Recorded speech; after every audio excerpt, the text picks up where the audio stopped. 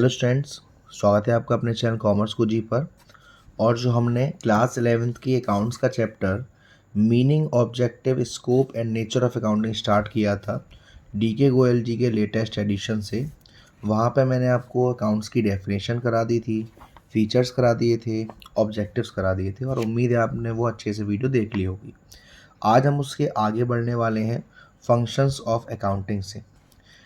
तो functions of accounting को समझाने से पहले मेरी एक छोटी सी रिक्वेस्ट रहेगी कि डिस्क्रिप्शन में आपको मेरा व्हाट्सएप नंबर, मेरी इंस्टाग्राम आईडी, टेलीग्राम चैनल का लिंक, ये सारी चीज़ें मिल जाएंगी। वहाँ जाके प्लीज़ आप मेरे को फॉलो कर लीजिएगा, सपोर्ट कर दीजिएगा। चलिए, फंक्शन ऑफ अकाउंटिंग। अकाउंटिंग का फंक्शन क्या होता है, अकाउंटिंग करता क्या है?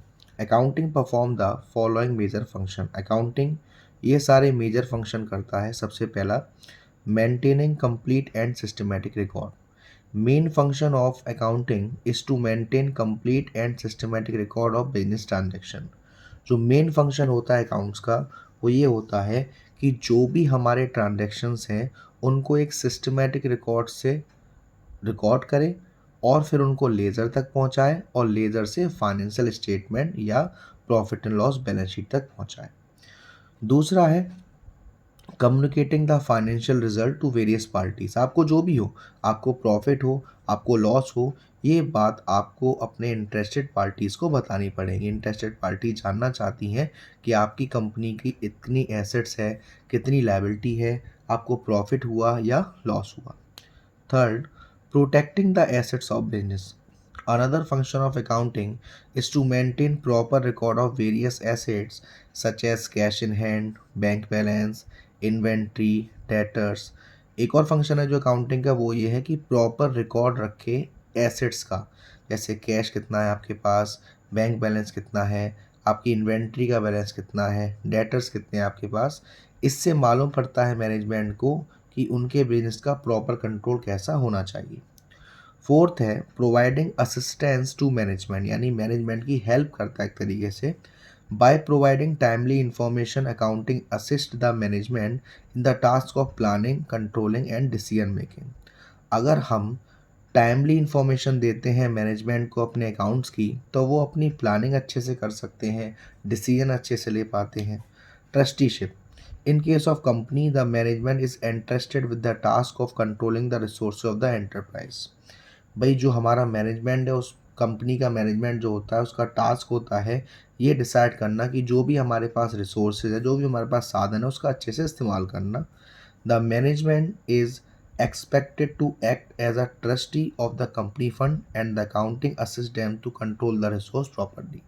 तो मैनेजमेंट एक्सपेक्ट करता है कि जो कंपनी का फंड है, कंपनी के पास पैसा आ रहा है, उसको अच्छे से यूज़ करेगा और अकाउंटिंग ये काम करने में उसकी मदद करता है। और क्या फंक्शन है हमारी अकाउंटिंग के? Complaints of legal need under the provision of various law, जैसे कि कंपनी एक्ट है, इनकम टैक्स एक्ट है, जीएसटी है। बिजनेस जो होता है उन्हें काफ़ी सारे स्टेटमेंट सबमिट करने पड़ते हैं, जैसे एनुअल अकाउंट सबमिट करना पड़ता है, इनकम टैक्स सबमिट करना पड़ता है, जीएसटी रिटर्न भरने पड़ते हैं। तो accounting perform this function by supplying the information to the government agency. तो अकाउंटिंग करती है ये सारे काम, जो भी आपकी इन्फॉर्मेशन होती है वो सारी इन्फॉर्मेशन गवर्नमेंट एजेंसी तक पहुंचाती है। गुड्स एंड सर्विस टैक्स क्या होता है? गुड्स एंड सर्विस टैक्स हमारा इनडायरेक्ट टैक्स है, जैसे excise duty, sales tax, VAT, service tax. इन सभी को एक में मर्ज करके जीएसटी बनाया गया। जीएसटी जब हम सामान को परचेज करते हैं तब पेड किया जाता है, सेल करते हैं तो हम कलेक्ट करते हैं जीएसटी। फिर सेवेंथ फंक्शन है fixing responsibility. Another function of accounting is to determine the profitability of each department of an enterprise. एक और फंक्शन है अकाउंटिंग का, वो ये है कि बताना कि किस डिपार्टमेंट में कितना प्रॉफिट हुआ। ये फिक्स करता है रेस्पॉन्सिबिलिटी अलग अलग डिपार्टमेंट पर। तो ये 7 फंक्शंस हैं हमारे अकाउंट के। इन फंक्शंस के बाद 3 टर्म है जो एक जैसे साउंड करते हैं लेकिन वो हैं अलग अलग: बुक कीपिंग, अकाउंटिंग और accountancy. These three are sometimes considered as synonym having the same meaning. However, there is fundamental difference amongst bookkeeping, accounting, accountancy. कभी कभी ये जो तीनों हैं, बुक कीपिंग है, अकाउंटिंग है, अकाउंटेंसी है, एक जैसा साउंड करते हैं, एक जैसी मीनिंग रखते हैं, लेकिन इनका अलग अलग बात है। सबसे पहला, Bookkeeping. Bookkeeping is an art of recording business dealing in a set of books. Bookkeeping is the science and art of recording correctly in the books of account all those business transactions that result in the transfer of money. ये अलग अलग writers ने definition दी है, हम यहाँ से पढ़ते हैं. It is mainly concerned with record keeping or maintenance of books of account. The maintenance of books of account include the following four activity. यानी बुक कीपिंग में ये चार एक्टिविटी होती है. पहले ट्रांजेक्शन को आइडेंटिफाई किया जाता है कि वो फाइनेंशियल नेचर का है या नहीं. उसके बाद मेज़र किया जाता है अगर वो पैसे मेज़र हो पा रहा है या नहीं. फिर उसको हम रिकॉर्ड करते हैं और क्लासीफाई करते हैं. यानी कि जर्नल तक पहुंचाने का काम और लेज़र तक पहुंचाने का काम होता है हमारा बस बुक कीपिंग में. The bookkeeping function is routine and clerical in nature and can be performed by a person having limited knowledge of accounting. Book keeping का ये जो फंक्शन है ये रूटीन फंक्शन है और ये जो बुक कीपिंग है अगर किसी पर्सन को थोड़ी बहुत भी नॉलेज है वो भी बुक कीपिंग को कर सकता है.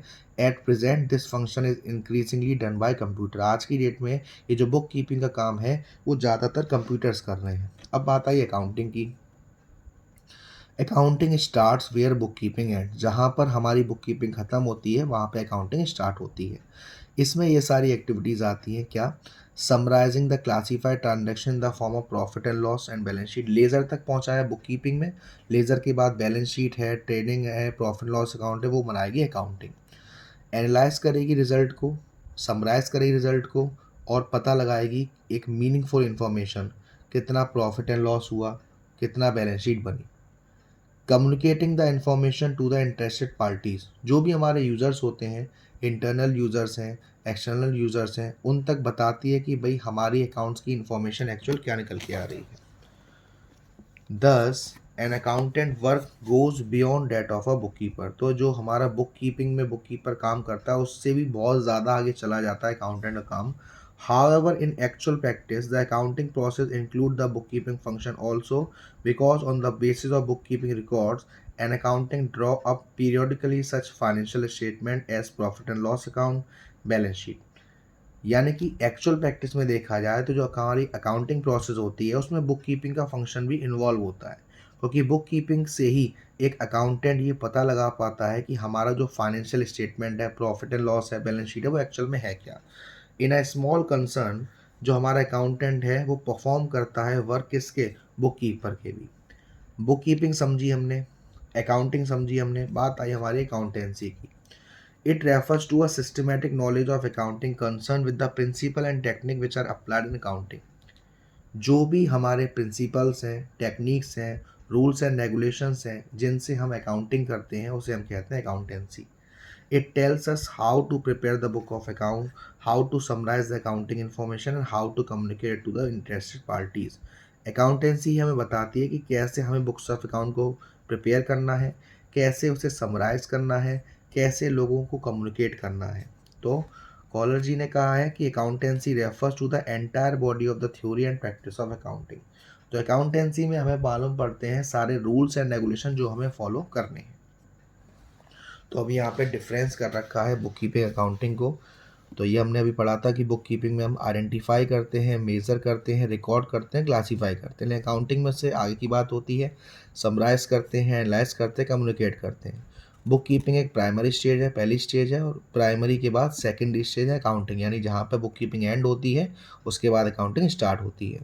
बुक कीपिंग का मेन ऑब्जेक्टिव होता है सारे ट्रांजैक्शन को सिस्टमेटिक तरीके से रिकॉर्ड करना और अकाउंटिंग का होता है ये पता लगाना कि हमें प्रॉफिट हुआ है या लॉस हुआ है. बुक कीपिंग एक रूटीन फंक्शन है और अकाउंटिंग एक एनालिटिकल फंक्शन है.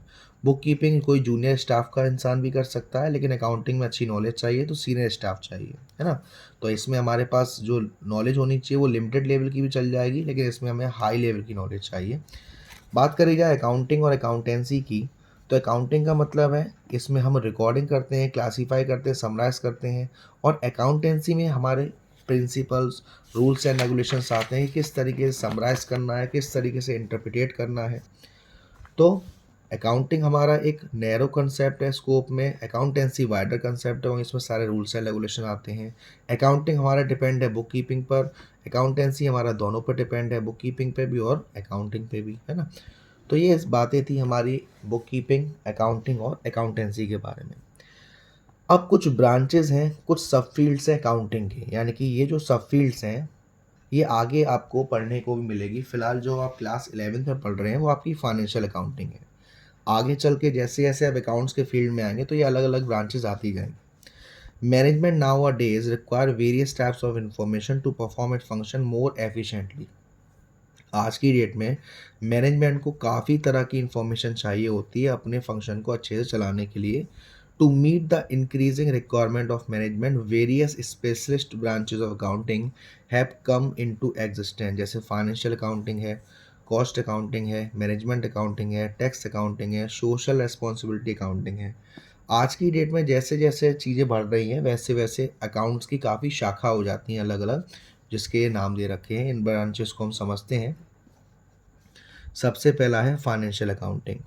The main purpose of this branch of accounting is to record the business transaction in a systematic manner to ascertain the profit and loss of the accounting period by preparing a profit and loss account and to present the financial position of the business by preparing a balance sheet. इस branch का main purpose होता है business transactions को systematic तरीके से record करना और ये पता लगाना कि प्रॉफिट हुआ या लॉस हुआ उस साल के अंदर। कैसे मालूम पड़ेगा? प्रॉफिट एंड लॉस अकाउंट बना के। और कंपनी की फाइनेंशियल पोजीशन पता करना कैसे मालूम पड़ेगी? बैलेंस शीट बना के। This branch of accounting provide information required by the management and various other interested parties. ये जो ब्रांच है वो आपको प्रोवाइड करती है इंफॉर्मेशन मैनेजमेंट को जो चाहिए और इंटरेस्टेड पार्टीज को जो चाहिए। सेकंड है आपका कॉस्ट अकाउंटिंग। इसमें क्या होता है? The main purpose of cost accounting is to ascertain the total cost and per unit cost of goods produced and service rendered by a business. Cost accounting का मतलब होता है कि टोटल खर्चा आपको कितना आया गुड्स को खरीदने में या गुड्स को बनाने में या सर्विस रेंडर करने में। ये हमारा कॉस्ट पहले से ही एस्टिमेट कर देता है ताकि मैनेजमेंट अगर उसकी कॉस्ट ज़्यादा खर्च हो तो उस पर कोई एक्शन ले सके। थर्ड है हमारा management accounting. The main purpose of management accounting is to present the accounting information in such a way to assist the management in planning and controlling the operation of a business. जो main purpose होता है management accounting का वो ये होता है कि accounting information को इस तरीके से प्रेजेंट करी जाए ताकि जो हमारा मैनेजमेंट है वो प्लानिंग कर सके, सही से कंट्रोलिंग कर सके अपने बिजनेस पर।